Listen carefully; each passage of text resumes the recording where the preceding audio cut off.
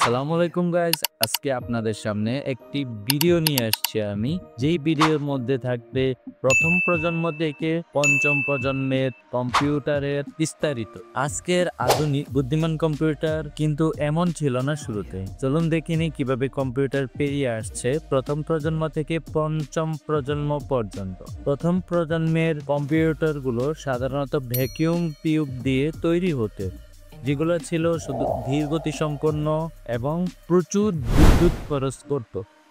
এর একটি বিখ্যাত উদাহরণ হলো ENIAC, পৃথিবীর প্রথম ইলেকট্রনিক ডিজিটাল কম্পিউটার।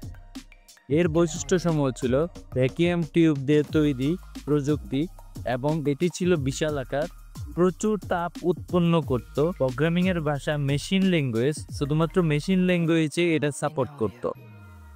এছাড়া এই প্রযুক্তিটি ছিল খুব ব্যয়বহুল। দ্বিতীয়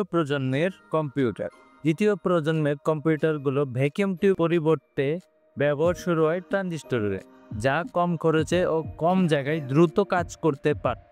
ট্রানজিস্টর প্রযুক্তি বৈশিষ্ট্যসমূহ ছিল: ট্রানজিস্টর প্রযুক্তি আকারে ছোট ও সাশ্রয়ী, তাড়াতাড়ি অপারেশনে কাজ করত, অ্যাসেম্বলি ও উচ্চ শক্তি স্তরের ভাষা ব্যবহার করত, কম রক্ষণাবেক্ষণের প্রয়োজন ছিল। তৃতীয় প্রজন্মের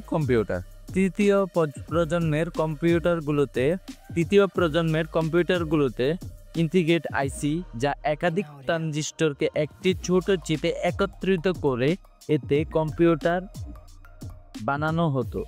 এটি ছিল ট্রানজিস্টরের থেকে আরও শক্তিশালী ও নির্ভরযোগ্য। ইন্টিগ্রেটেড সার্কিট আইসি ব্যবহার আরও দ্রুত ও নির্ভরযোগ্য। এর বৈশিষ্ট্যসমূহ: ইন্টিগ্রেটেড সার্কিট আইসি এর ব্যবহার আরও দ্রুত ও নির্ভরযোগ্য, কম দামে উৎপাদন, মনিটর, কিবোর্ড এবং অপারেটিং সিস্টেমের চালু হয় এই তৃতীয় প্রজন্মের কম্পিউটার বা ডেস্কটপ দ্বারা। চতুর্থ প্রজন্মের কম্পিউটার সমূহ এই প্রজন্মে চলে এসেছে মাইক্রোপ্রসেসরে, অর্থাৎ একটি ছোট চিপে পুরো কম্পিউটারের মস্তিষ্ক থাকত। এই প্রযুক্তি মানুষের হাতে এনে দেয় পার্সোনাল কম্পিউটার বা বর্তমানের পিসি। মাইক্রোপ্রসেসর প্রযুক্তি এর বৈশিষ্ট্যসমূহ ছিল: মাইক্রোপ্রসেসরের প্রযুক্তি পার্সোনাল কম্পিউটার মানে নিজস্ব কম্পিউটার, পিসি নামে এটি খুব জনপ্রিয় হয়। কম দাম, অধিক ক্ষমতা, ইউজার ফ্রেন্ডলি সফটওয়্যার ও ইন্টারফেস। ইন্টারনেটের যুগ শুরু হয় চতুর্থ প্রজন্মের কম্পিউটার থেকে। পঞ্চম প্রজন্ম, যা বর্তমানে এআই রিলেটেড এবং কৃত্রিম বুদ্ধিমত্তা ও মেশিন লার্নিংকে অধিকতর সহজ করে তুলেছে, যেমন robot, autonomous car, voice assistant সব এই প্রজন্মের ফসল। কৃত্রিম বুদ্ধিমত্তা, এআই, মেশিন লার্নিং ও ডিপ লার্নিং এর বৈশিষ্ট্যসমূহ: কৃত্রিম বুদ্ধিমত্তা, তার নিজস্ব একটি বুদ্ধিমত্তা রয়েছে। মেশিন লার্নিং ও deep learning, natural language processing, মানে সে তার মতন করে ল্যাঙ্গুয়েজ সমূহকে প্রসেসিং করতে পারে।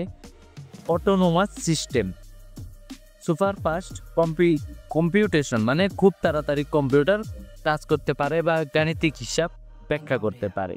তো এই বিবর্তনের মধ্যে কম্পিউটারের প্রযুক্তিগত পরিবর্তন ও ভবিষ্যতে আরও ভালো হওয়ার দিক।